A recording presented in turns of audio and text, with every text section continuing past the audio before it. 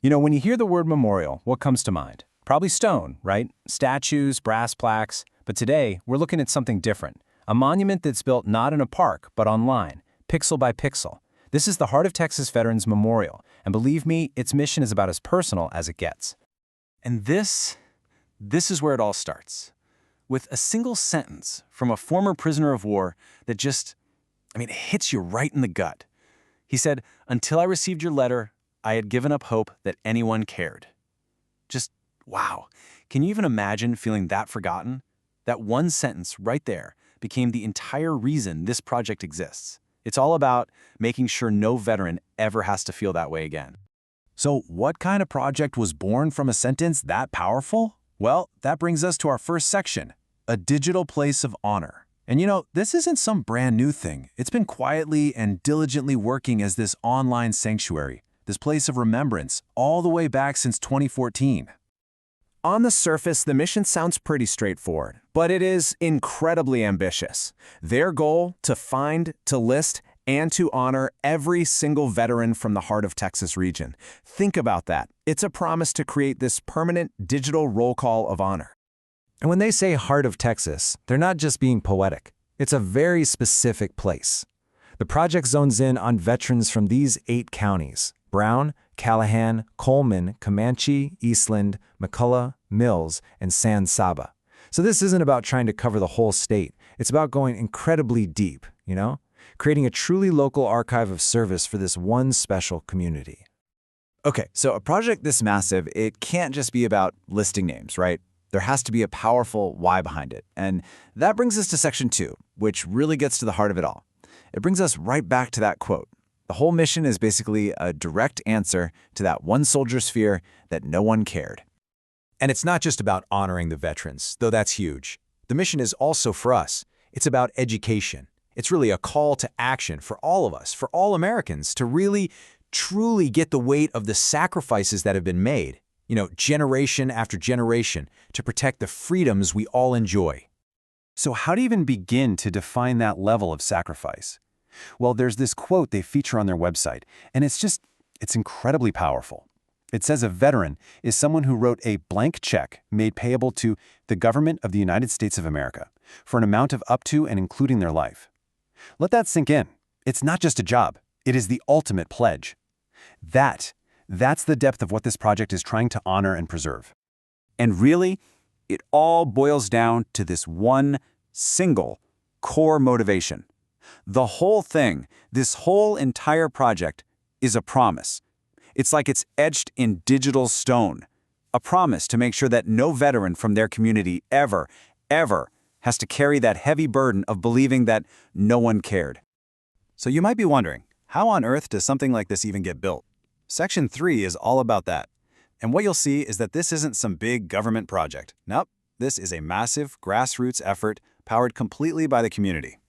First things first, they had to figure out a really important question. Who counts as a veteran for this memorial? And their answer, it tells you so much about their whole philosophy.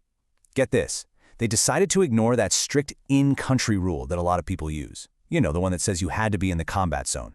Instead, they focus on service during a conflict era. So, for example, a sailor who was serving in San Diego from '66 to '69, he's listed as a Vietnam honoree. It's this really beautiful, inclusive approach that honors everyone who raised their hand to serve during those difficult times. And the way they gather all this information, it's like pure historical detective work. Just try to imagine the hours and hours they must spend combing through old, dusty newspaper archives, trying to decipher official records, reading through countless obituaries. All of that just to piece together one single veteran's story. And what's really crucial is that it also relies on memories submitted by the community itself. And I have to stress, this is not the work of just one person. No way. It's a whole network of people. You've got volunteer researchers like Nancy Baker-Almagar, Claudia Brown, and Luann Hall. You've got folks like Alvin Bolton in McCullough County and Sandra Lemon and her students at Eastland High School who've compiled their own lists. Then you've got people donating things, an old PC from Mrs. Myra Sparks, books from Alfred Evans, funds from Ms. Arlene Barkett. Whatever it takes. It is the very definition of a community project. And this is super important to understand. This is a not-for-any-profit organization. There are no ads on the site, no subscriptions.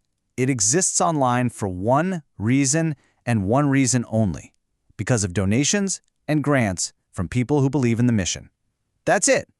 Pure and simple. So when you put all of that work together, what you get is something truly vast. And in our final section here, we're going to see how this memorial has become more than just a list. It's a living archive. It's this sprawling journey through American history, but it's told one personal story at a time. Honestly, the scope is just staggering. We're not just talking about the conflicts you might immediately think of. No, this memorial stretches all the way back to the Civil War. Then you've got World War I, World War II, the Cold War, Korea, Vietnam, Southwest Asia, all the way up to the global war on terrorism. Every single name on these lists is like a thread in the fabric of American history. And the thing is, because this is a living archive, it's never really done. And that means you can actually be a part of it. So if you know a deceased veteran from the heart of Texas who isn't on the list, you can submit their name. You can help report errors or omissions, or you can just spend some time exploring the archives and learning their stories. And, of course, you can always donate to help keep this incredible work going.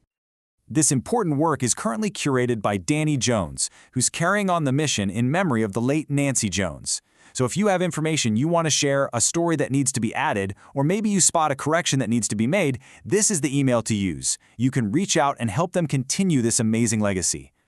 And that really leaves us with a final big picture thought.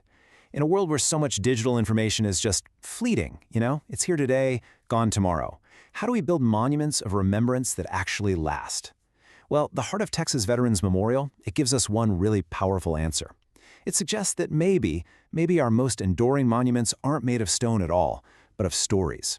Stories that are carefully gathered, respectfully shared, and built by a community that simply refuses to let anyone be forgotten.